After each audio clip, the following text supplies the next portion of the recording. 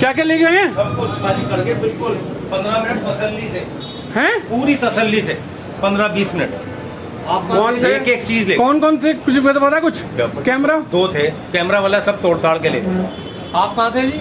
मैं तो यहीं बैठा था। मुझे लड़का कहाँ है वो बाहर वेट कर रहे थे। मैंने काम से भेजा लड़के को, वो वेट करने होंगे। तो यहाँ पे कैश भी था? सब ले गए, कैश वैश सब ले गए। आप कहाँ थे? तसल्ली मैं अंदर ही था। तो तमंचा अंदर आए तो हमें शोर क्यों नहीं मचाया? तमंचे सर पे टांग रखे और अच्छा जी। अभी बंदा पड़ा हूँ भाई। अरे ये दिखाओ जी, देखो ये देखो, ये देखो,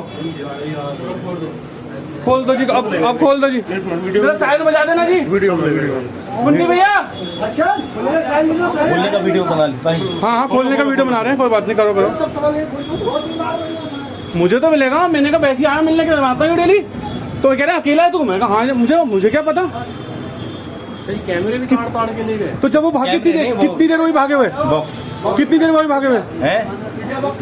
हाँ 100 नंबर पे कंप्लेन करो। किधर गए? कितनी देर? मोबाइल अब भी मोबाइल भी ले गए। उत्तर प्रदेश के मुखिया योगी आदित्यनाथ उत्तर प्रदेश में कानून व्यवस्था सुधारने की बात करते हुए तमाम तरह के दावे कर रहे हो, लेकिन मेरठ में दिन दहाड़े एक ज्वेलर्स की शॉप पर लूट हो जाती है। उसके बाद जो बदमाश हैं वो बड़ी ही आसानी से फरार हो जाते हैं। इस वक्त हम मौजूद हैं मेरठ के बेगमपुर इलाके में, ये लालकुर्ती थाना क्षेत्र में आता है। और देखिए यही वो ज्वेलरी शॉप है जिसके बाहर हम लोग खड़े हैं। तमाम जो व्यापारी हैं वो सूचना मिलते ही मौके पर पहुंचे हैं।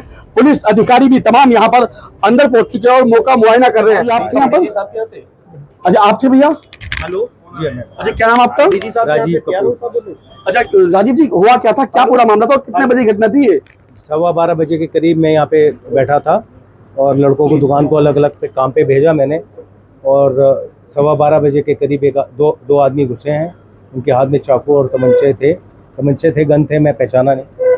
और उन्होंने मेरे को पहले बंद किया, फिर उनसे लॉकर नहीं खुल रहा था तो मुझे बंद करते करते रस्सी से बांध रहे थे। उससे फिर लाए, मुझे लॉकर खुलवाया उन्होंने और फिर मुझे रस्सी से DVR तोड़वाया कि तुम अपने हाथ से तोड़ के दो, निकाल के दो। और मैं निकाल रहा था तो उन्होंने जल्दी खींचो इसको, तो खींच के उनको दे दिया। और फिर उन्होंने रस्सी से मुझे बांध के इस वाली मतलब स्टोर में बंद कर दिया। तो राजीव जी और कितने लोग यहाँ पर थे, क्या क्या ले गए हैं वो लोग? उस वक्त हाँ, पर्स में मेरा मोबाइल ले गए, पर्स में से पैसे ले गए और जो कैश में बैंक में जमा कराने के लिए रखी थी वो सब ले गए, इवन कॉइन्स तक ले गए। और सामान तो पूरा खाली कर गए, बहुत हद तक खाली कर गए। अच्छा राजीव जी, कितना लगभग सामान और कैश मिला के कितना लगभग होगा? उसके लिए मेरे को समय चाहिए। मेरे को खुद ही नहीं पता कि क्या है क्या नहीं है। अभी एक निगाह से ये देख रहा है काफ़ी सामान ले गए। राजीव जी कुल कितने लोग बताए जा रहे हैं? 2 थे। अच्छा और आपके साथ यहाँ कौन कौन था उस समय अंदर? उस समय मेरे साथ कोई नहीं था जितनी देर में रहे। और मैं जब अंदर बंद था तो मेरे पड़ोसी दुकानदार रसप्रीत आए, उन्होंने आवाज़ लगाई कौन है भाई, दुकान में कोई दिख नहीं रहा और सामान अस्त व्यस्त है। तो मैंने अंदर से आवाज़ जोर से दी, रसप्रीत मैं हूँ यहाँ अंदर। तो आगे उन्होंने आड़ लगा रखी थी, धक्का दे के मैं निकला तो मेरे हाथ बंधे हुए थे। तो फिर हम बाहर भागे।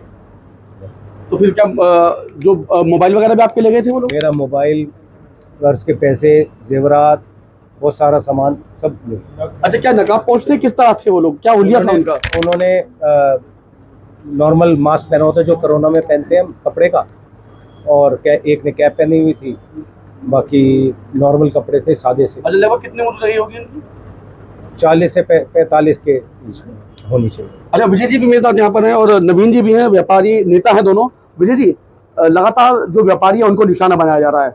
सर्राफ की अगर हम बात करें तो पहले कुंभल की घटना को अंजाम दिया जा रहा था लगातार, लेकिन अब दिन दहाड़े लूट लिया जाता है, दुकान में घुस के और बंधक बना लिया जाता है। क्या कहेंगे आप? देखिए आपका कहना बिल्कुल सही है। पिछले काफ़ी दिनों से हमारे सर्राफा व्यापारी अपराधियों के टारगेट पे हैं और हमारे साथ बड़ी बड़ी घटनाएं हो चुकी हैं। मैं यदि बताना चाहूँ जिस घटना को हमने अभी तक छुपा रखा है, अभी इससे थोड़ी सी दूरी पर 40 लाख रुपए नकदी की भी घटना हमारे साथ 10 मई को हुई, जिसमें हम व्यापारी का नाम नहीं खोलेंगे क्योंकि व्यापारी हमारा फोकस ला जाएगा, उसके साथ और भी घटना हो सकती है। इसी प्रकार से आज हमारी ये दुकान गोपाल दी हट्टी लगभग 100 साल पुरानी दुकान है जो पूरी की पूरी खाली हो चुकी है। इस समय दुकान में एक सुई की नोक नहीं बची, जिसमें 4 पीढ़ियों का कमाया हुआ धन जो ईमानदारी से कमाया हुआ आप लोगों का था वो सारा का सारा खाली हो चुका है। इतना भरा बाजार जहां पर ज्वेलरी की आए दिन दुकानें आने को तैयार है, क्योंकि इस समय अंदर के बाजार जहां हमारा सर्राफा बाजार है थोड़ा संकुचित हो गया है, तो रिटेलर्स जो है हमारे इन बाजारों में आने के लिए तैयार हैं। जहां आप देख रहे होंगे 4 या 5 शोरूम तुरंत ओपनिंग की ओर है, 2 की अभी ओपनिंग हुई है। तो उस बाजार में इस तरह की घटना हो जाना तो आप सीधा सीधा संदेश है कि आगे के लिए तो ज्वेलर्स इधर आएगा नहीं, और आम व्यापारी के मन में जो बाबा योगी जी का या मुख्यमंत्री योगी जी का जो एक संतावना थी, एक आश्वासन था, उसके प्रति कहीं ना कहीं डर की भावना आई है। और उसकी डर की भावना का एकमात्र कारण कहीं ना कहीं पुलिसिंग की कहीं ना कहीं कमियां हैं। अब मैं बताना चाहूंगा कि 10 मई की घटना को हमने बड़े बड़े अधिकारियों को सूचित कर रखा है, हमने उसकी रिपोर्ट नहीं लिखवाई जिसमें 40 लाख रुपए का कैश गया। लेकिन आज अभी बड़ा ताज्जुब हुआ कि यहाँ की संबंधित सीओ आई, मैंने उनसे पूछा बहन जी उसमें भी कुछ करा, वो कह रही मेरी जानकारी में नहीं है। तो रिपोर्ट ना लिखवाने के कारण हाउस, देखिए रिपोर्ट लिखवाना ना लिखवाना एक बात है, उसके पीछे हमारी मंशा क्लियर है कि हम अपने व्यापारी को फोकस में नहीं लाना चाह रहे, लेकिन सूचना की प्राथमिक सूचना अगर हमने दे दी तो उसके बाद तो कहीं ना कहीं एक्शन तो होना चाहिए। इसी प्रकार से हमारे ये जो दुकान है जिस पर ये दिन दहाड़े दिन के 12 बजे ये जो घटना हुई है, क्या संदेश जा रहा है? इसका संदेश बहुत खराब जा रहा है। हमारे सर्राफा व्यापारियों में एक डर की भावना और ज्यादा प्रबल हो गई, और इसके लिए कल हम जहाँ तक अध्यक्ष जी मेरे साथ खड़े हुए हैं, हम कल कोई ना कोई मीटिंग करेंगे, एक बड़ा निर्णय की ओर जाएंगे, और निर्णय हमारा शायद ज्यादा बड़ा हो सकता है। ऐसे में जबकि सारी कांवड़ की वजह से पूरा जिला बंद है, सारी सीमाएं सील हैं, चप्पा चप्पे पर पुलिस है, तब अपराधी नाक में नकेल घेर कर और रथ हाँक कर ले गया, तो कहीं ना कहीं संदेह होता है कि वो कौन सी सीमाएं बंद है, वो कौन सी पुलिस लगेगी। सबसे बड़ा इलाका है बेगमपुल जी, और बिल्कुल बेगमपुल पर ही इतनी बड़ी घटना को अंजाम दिया जाता है। तमाम व्यापारी हैं, पूरा बाजार है, अधिकारी सभी यहीं आसपास हैं, तो ऐसे में बदमाश बड़ी आसानी से इस बड़े इलाके से निकल जाते हैं। पुलिस चप्पे चप्पे पर तैनात है, क्या कहेंगे? देखिए मैं आपको इसमें बताना चाहूँ कि जो बेगमपुल और आबू लेन है ये मेरठ का दिल माने जाते हैं, और जो हमारे व्यापारी के साथ घटना हुई है वो जेबों में पुड़ियों में नहीं लेके गया है वो सामान, वो डिब्बे के डिब्बे भी ले गया। उसने पहले डिब्बे से सामान निकालने का प्रयास करा, उस डिब्बे से प्रयास करने में वो सारा का सारा डिब्बा छिल गया। वो जब अंगूठियां उनने निकाली वो सारा का सारा डिब्बा छिल गया है। मैं आपको डिब्बा दिखाऊंगा, वो कहाँ है भैया, वो वाला डिब्बा जो छिल गया है आप देखिएगा, उसने नोचा है उसमें से, उसे निकला नहीं, तो आप ये देखिए सारा डिब्बा उधड़ गया है, ये देखिए, ये देखिए। तो उसके बाद वो हमारे बचे हुए डिब्बों को किसी ना किसी थैले में, झोले में, बोरे में कहीं ना कहीं तो ले गया। कोई एक ही डिब्बा तो जब उसके प्रयास से नहीं खुला तो उन्होंने बाकी में प्रयास नहीं करा।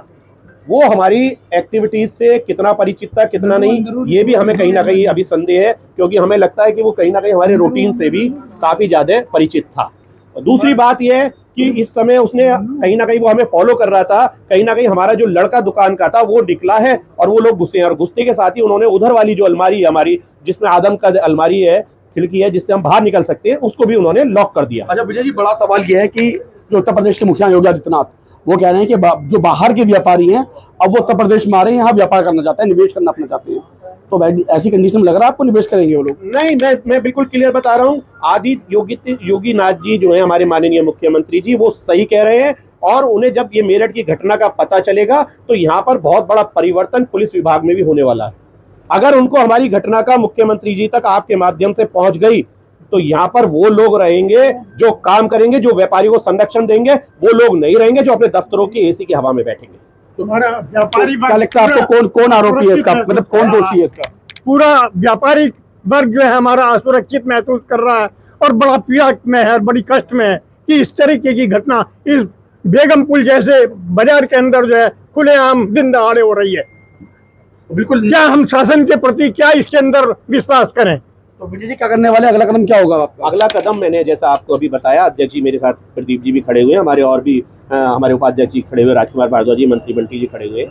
तो हम लोग, हमारे माननीय संयुक्त व्यापार संघ अध्यक्ष भी हैं, हम लोग कल अपनी एक बड़ी बैठक करेंगे जिसमें हमारे सभी सर्राफा व्यापारी होंगे और हम एक ठोस निर्णय लेंगे। लेकिन कल तक हम इसलिए कल करेंगे कि पुलिस एकदम ये ना कहे कि नहीं हमें तो काम करने का भी मौका नहीं देते, पहले हम आपको संभालें, अपराधियों को पकड़ें। तो आपको मौका भी दिया, आपको समय भी दिया, आपके पास टाइम भी है, आपके पास सारे सबूत भी हैं, हमारे व्यापारियों ने आपको कैमरे भी उपलब्ध कराए हैं, अपनी फुटेज भी दी है, बीटीएस टीम आपके पास होगी, साइबर टीम आपके पास होगी, उन सबको लगाइए। और एक मेरी मांग आपके चैनल के माध्यम से और है, एडीजी साहब मेरठ में ही लॉकेट है, मेरठ में ही कैंप करते हैं, एडीजी साहब को इस घटना स्थल पर पूरी दुकान खाली होने पर यहाँ आना चाहिए, ताकि नीचे की जो टीम वर्किंग में है वो टीम, मैं उसकी एक्टिविटीज पे नहीं संदेह कर रहा, लेकिन उसकी और ज्यादा एक्टिविटीज हो, सही दिशा में एक्टिविटीज हो, पूरी टीम चाक बंद चौकस हो। मैं चाहता हूँ एडीजी साहब एक बार हमारी सर्राफा व्यापारी के इस शोरूम पर आए, जो शोरूम नाक की लौंग तक खाली हो चुका है। बिल्कुल। नवीन जी क्या कहेंगे, व्यापारी नेता आप तमाम तरह की जो बातें हैं वो निकल के विजय भाई ने बताई, आप क्या कहना चाहते हैं? देखिए, जो घटना हुई है ये चिंता का विषय है। 40 साल मुझे व्यापार संघ में काम करते हो गए, और जब मैं व्यापार संघ में आया था तो मैं देखता था गोपाल जी जो इनके बुजुर्ग थे, इस व्यापार संघ को गठन करने वाले व्यक्ति थे, हम उनसे मिलते थे। आज जब पता चला तो बड़ा कष्ट हुआ। बेगमपुल जैसे क्षेत्र में जहां प्रतिदिन लाखों लोग निकलते हैं और उस समय भी हज़ारों की संख्या में लोग सड़क पर होंगे और यहाँ डकैती बढ़ गई, ये पुलिस की कार्यप्रणाली पर प्रश्न चिन्ह है। एक और तो पुलिस कह रही है कि हमें कांगवाड़ा की यात्रा पर आतंकवादी हमले का खतरा है। इसके लिए हमने अधिक बाहर से बुलाकर अधिकतर फोर्स लगाई है और जगह जगह पुलिस की व्यवस्था की है। तो क्या ये पुलिस की व्यवस्था की गई है? मुझे तो ऐसा लगता है अगर आतंकवादी हमला हो गया तो मेरठ की पुलिस नाकाम रहेगी। जब ये लूट डकैती रोकने में असमर्थ हैं तो क्या करेंगे? केवल अपने ऑफिस में बैठकर डायरेक्शन देने से काम नहीं चलता, काम चलेगा सड़क पर उतरने से। सारे अधिकारी अपने ऑफिस में बैठे हैं। अभी जैसे विजय जी ने बताया कि एडीजी साहब, अरे एडीजी साहब आपको यहाँ इसलिए बैठाया गया है, पूरे इस परिक्षेत्र की रक्षा का काम आपकी जिम्मेवारी पर है। अगर मेरठ में लूट डकैती पड़ी है, सहारनपुर में पड़ती, गाजियाबाद पड़ती, तो वहाँ भी आपको तुरंत उठकर आना चाहिए था। केवल अगर अपने एसी में बैठे रहो, आराम करते रहो, और हराम की तनख्वाह अगर खानी है तो लेते रहो। ये तो हराम की तनख्वाह पुलिस प्रशासन खा रहा है, व्यापारी लूट रहा है, मर रहा है। योगी जी को इस पर सोचना पड़ेगा। ऐसे लोगों को तो इनको बिल्कुल लखनऊ बुला लें, अपने ऑफिस में बैठा दें, एसी ऑफिस में बैठकर वहीं इनसे काम कराएं। यहाँ वो उस आदमी को भेजें जो सड़क पर रहकर काम कर सकता है। अच्छा, जो मुख्यमंत्री आदित्यनाथ हैं वो तमाम तरह के दावे कर रहे हैं कानून व्यवस्था को लेकर। वो कह रहे हैं भाई अब इन्वेस्टर आएंगे यूपी में, सबसे ज़्यादा इन्वेस्टर आने वाले हैं, इन्वेस्ट करने वाले हैं उत्तर प्रदेश में कानून व्यवस्था पहले से ज़्यादा सुधरी है, और जो अपराधी है उसके घर पे बुलडोजर चलवा रहे हैं। ठीक है, योगी जी इस काम को कर रहे हैं। योगी जी के कारण से उत्तर प्रदेश में कानून की व्यवस्था की स्थिति में सुधार हुआ। जैसे महिलाओं का छेड़ना, हत्याओं की घटनाएं पे अंकुश लगा, बदमाशों के खिलाफ कार्रवाई हो रही है, लेकिन लूट की घटनाओं पर अभी अंकुश नहीं है। और लूट की जिन जिलों में अकर्मण्य अधिकारी बैठे हैं, अकर्मण्य थानेदार हैं, अकर्मण्य सीओ हैं, अकर्मण्य अधिकारी हैं, अगर ऐसे अधिकारी यहाँ रहे तो निश्चित रूप से लूट डकैती घटनाएं बढ़ती रहेंगी। करते हुए ही वे व्यक्ति को यहाँ पर भेजें जो काम करे।